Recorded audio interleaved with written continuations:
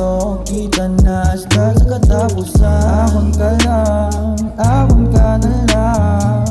Akon ka lang, gusto kita na hasta sa katapusan. Hello, good morning, sa Komplanga. Paminsaro ko ikaw ginapangita. Sa kuno na una di ka kay madula.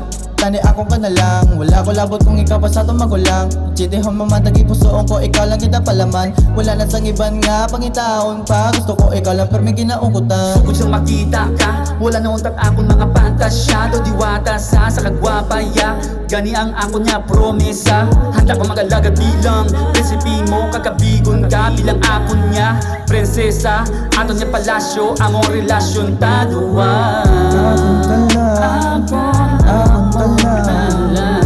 Akon ka lang, gusto kita na hasta sa katapusan. Akon ka lang, akon ka na lang. Akon ka lang, gusto kita na hasta sa katapusan. Ikaw ang nagpapati sa ako niya, pati ako duwala na kuya tani nagapati nga.